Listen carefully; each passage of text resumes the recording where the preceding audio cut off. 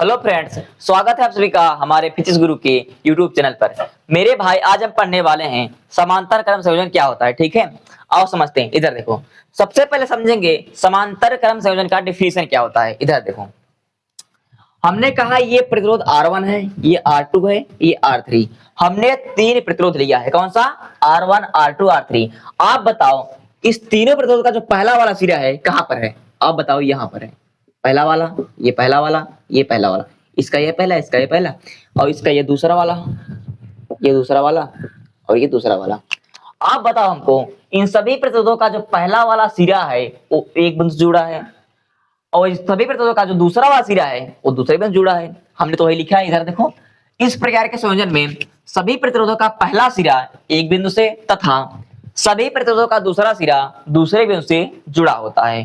क्या होता है मेरे भाई? जुड़ा होता है। फिर समझेंगे, सभी प्रतिरोधों का पहला सिरा एक बिंदु से, सभी प्रतिरोधों का दूसरा सिरा कहां पे? एक बिंदु से जुड़ा होता है। ठीक है, आप समझते हैं। नोट पॉइंट मेरे भाई, अगर मैं बता दूं, समांतर क्रम संयोजन में धारा का मान क्या होता है? अलग अलग होता है। अगर आप देखो, धारा के इधर से निकल के आ रही है तो आप देखो I1, I2, I3 मतलब बट जा रही है। ठीक है, तो समांतर क्रम में क्या होता है? धारा का मान अलग अलग होता है, और विभवांतर का मान क्या होता है मेरे भाई? समान होता है। क्या होता है? समान। अब देखो, अगर मैं लिख सकता हूं, क्या लिखूं? अगर मैं आपसे कहूं इसमें कुल धारा कितनी होगी, क्या कुल धारा अगर मैं निकालूं, कुल धारा, तो क्या बताओगे मेरे भाई? जो आपका I है क्या हो जाएगा? I1 plus I2 plus I3, समीकरण मानो एक। क्या हो जाएगा? I बराबर I1 plus I2 plus I3 क्या हो जाएगा? धारा हो जाएगी। आप मेरे भाई क्या पढ़े होगे? ओम का नियम पढ़े होगे। ओम का नियम क्या कहता है? इधर देखो, ओम के नियम से, ठीक है, ओम का नियम होता है V बराबर I R। ये होता है आपका ओम का नियम। अगर मैं इसमें से धारा का मान निकालूं, इसका धारा का, तो मैं लिख सकता हूं I बराबर V बटे R। क्या होगा? I बराबर क्या होगा? V बटे R होगा। अब आपसे मैं बोलूं अगर कि आप बताओ I1 बराबर क्या होगा? क्या होगा? I1 बराबर, I1 बराबर क्या हो जाएगा मेरे भाई? I1 बराबर, इधर देखो, अगर मैं I1 बराबर लिखूंगा मतलब इसमें, इस प्रतिरोध में धारा I1 है, R1 होगा। लेकिन आप बताओ, विभवांतर सेम है, विभवांतर बदलेगा नहीं, बस ये R1 बदलेगा। तो क्या हो जाएगा? I1 बराबर हो जाएगा आपका V बटे R1। क्या हो जाएगा मेरे भाई? समीकरण आपका क्या? एक। आप बताओ, अगर मैं I2 बराबर पूछूं तो आप कहोगे सर जी V बटे R2 हो जाएगा। क्या हो जाएगा? V बटे R2। I2 बराबर हो जाएगा क्या? V बटे R2, समीकरण मानो दो। अच्छा, मैं तीसरा पूछूं, I3 बराबर क्या हो जाएगा? तो V बटे R3 हो जाएगा। क्या हो जाएगा मेरे भाई? V बटे R3 हो जाएगा। ठीक है, अब समझते हैं आपका। इधर देखो, हमने समीकरण बना दिया। ये देखो, यहां पर हम I1 का मान लिख सकते हैं, यहां पर I2 का मान लिख सकते हैं, यहां पर I3 का मान लिख सकते हैं। क्या लिख सकते हैं? यहां पर I1 का मान, यहां पर I2 का मान, यहां पर I3 का मान। चलो लिखते हैं। इधर देखो,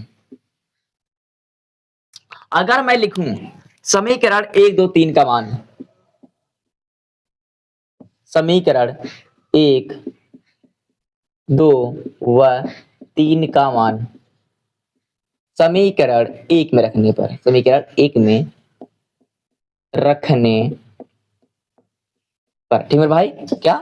समीकरण 1 में रखने पर। अब देखो, अब क्या होगा आपका? इधर देखो, अब देखो यहाँ पे I है, तो सबसे पहले आप I लिखो। I बराबर, अब देखो I1 का मान यहां पर है, तो आप लिखो V बटे R1 प्लस, आप देखो क्या है?